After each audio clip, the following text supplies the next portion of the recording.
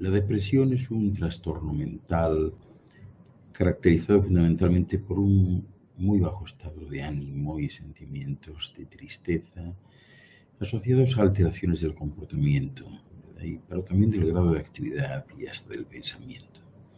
Supone una de las patologías más frecuentes en el terreno de la atención primaria y es la primera causa de atención psiquiátrica de discapacidad derivada de problemas mentales.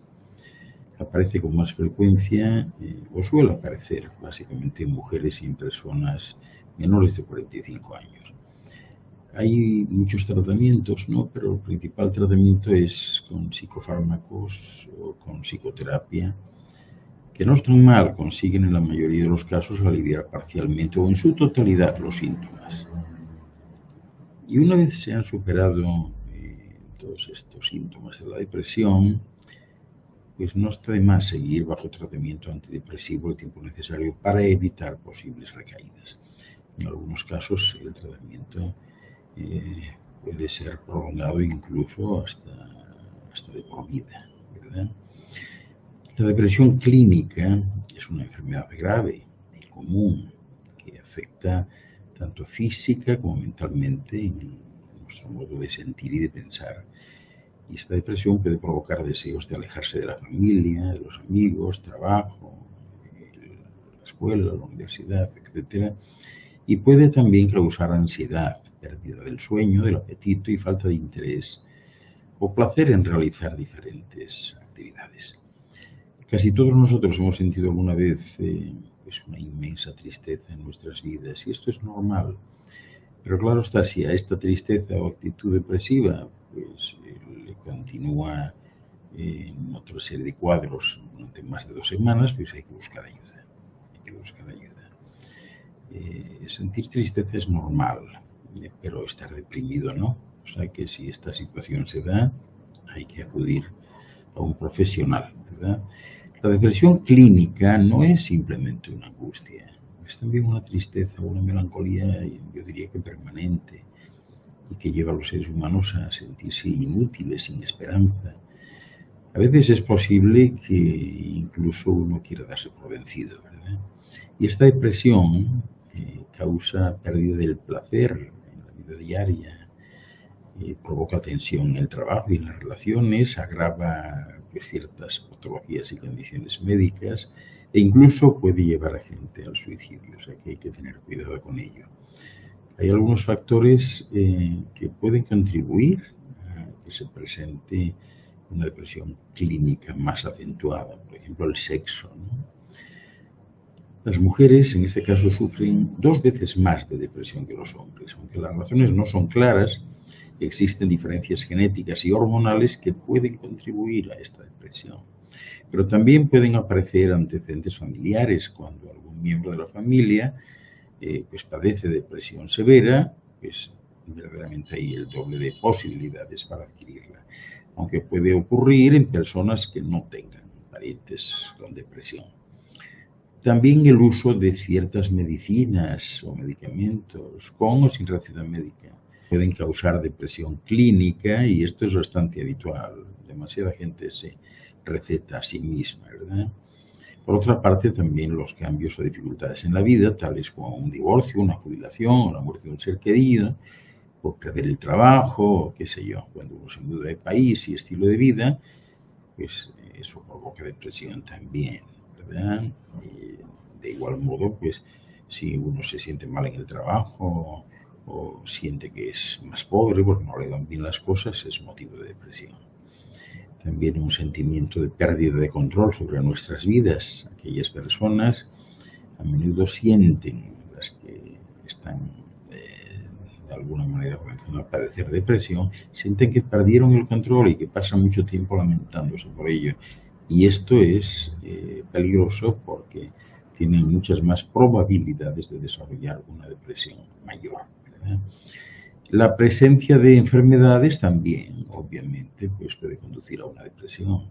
Enfermedades como el Alzheimer, el cáncer, la diabetes, afecciones del corazón, desórdenes hormonales, la enfermedad de Parkinson, trombosis, qué sé yo. O sea, todas estas aparte de otros trastornos mentales como la ansiedad, de trastornos de la alimentación, etcétera, pueden conducir a una depresión leve o severa. Naturalmente, si se abusa del alcohol o de las drogas, pues no os quiero contar, porque cuando se tienen problemas de consumo de estas sustancias, existen mayores probabilidades de desarrollar una depresión mayor. Los síntomas son claros, o sea, hay síntomas nucleares que, como os decía antes, empiezan por la tristeza patológica, la pérdida de interés, la capacidad de disfrutar se ve, en fin, verdaderamente recortada y una disminución de la vitalidad que limita el nivel de actividad y produce un cansancio exagerado que aparece incluso después de realizar pequeños esfuerzos.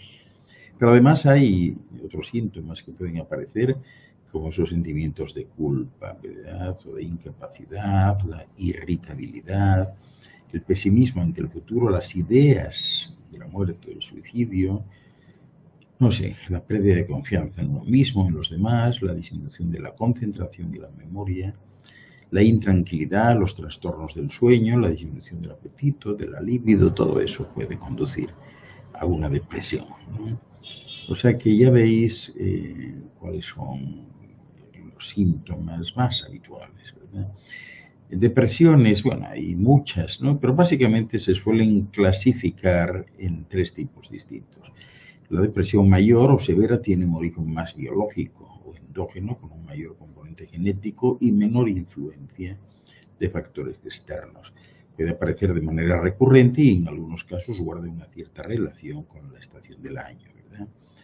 En contraposición a esta, pues tenemos la depresión reactiva, que está causada pues, por una mala adaptación a las circunstancias, sobre todo las circunstancias ambientales estresantes, ¿verdad? Y finalmente la distimia, ¿no?, que antiguamente era conocida como neurosis depresiva, que se caracteriza por un cuadro depresivo de intensidad menor a los anteriores, de evolución crónica, ¿verdad?, es decir, más de 2 años, sin periodos asintomáticos y con sentimientos de incapacidad y somatizaciones. Pues bien, este último tipo de depresión parece guardar una relación más estrecha con la forma de ser y con el estrés prolongado. Pero por último hay una depresión que también pudiéramos considerar que se denomina enmascarada, porque en vez de manifestarse con los síntomas que ya os comenté, aparece como molestias orgánicas, es decir, somatizaciones o incluso cambios en la conducta, ¿no? Las causas, bueno, pues, salvo algunos casos de depresión asociada a enfermedades orgánicas, como la enfermedad de Parkinson o la tuberculosis, por ejemplo, la depresión se produce generalmente por la interacción de unos ciertos factores biológicos, como son los cambios hormonales, alteraciones en los neurotransmisores cerebrales, como la serotonina o la noradrenalina y la dopamina, o los componentes genéticos, no sé, o sea, muchos en ese sentido, ¿no? Y también con factores psicosociales, es decir, las circunstancias estresantes en la vida afectiva, laboral, la relación, y de personalidad, especialmente sus mecanismos de defensa psicológicos, ¿no? A la hora de diagnosticar esto, bueno, pues hay que encontrarse en un momento determinado donde se vea claramente que la persona está triste o con el estado de ánimo más bajo, ¿no? Pero eso no es suficiente para un diagnóstico de depresión. Por eso es preciso que la intensidad de los síntomas, es decir, la duración sea de al menos 2 semanas, y la incapacidad que generan sean de una entidad suficiente como para afectar el normal o adecuado funcionamiento de la persona. Para ello se le hace una entrevista diagnóstica y se descartan enfermedades orgánicas mediante pruebas diagnósticas y de valoración por otros especialistas, ¿no? Y finalmente las pruebas de psicodiagnóstico son fundamentales. ¿Cómo tratar esto? El tratamiento ideal de la depresión dependerá de las características específicas del subtipo de depresión y será, como siempre, personalizado, por lo que es fundamental una adecuada relación médico-paciente. Básicamente el tratamiento, como ya os comentaba antes, se compone de psicoterapia y farmacoterapia. Con la psicoterapia se ofrece seguridad, confianza, comprensión y apoyo emocional y se intentan corregir los pensamientos distorsionados o negativos, ¿verdad? También se explica el carácter temporal y se desdramatiza la situación, porque así se consigue la participación del proceso, en el proceso del paciente, ¿verdad? Y por último, se enseña a prever las posibles recaídas, ¿no? Tratamientos farmacológicos hay muchos, se utilizan, ya sabéis, antidepresivos, ansiolíticos y otros fármacos coadyuvantes como las hormonas tiroideas, el carbonato de litio o los psicoestimulantes, ¿verdad? Pero en general, bueno, hay un último tratamiento también que es el electroconvulsivo que se realiza en algunas circunstancias de versiones muy severas, ¿no? Resistentes, ¿no? Y siempre bajo control anestésico y miorelajación. Esta es una técnica segura y sus efectos secundarios sobre la memoria son habitualmente leves y transitorios. Pero bueno, por razones operativas, económicas y socioculturales se reserva a indicaciones muy concretas.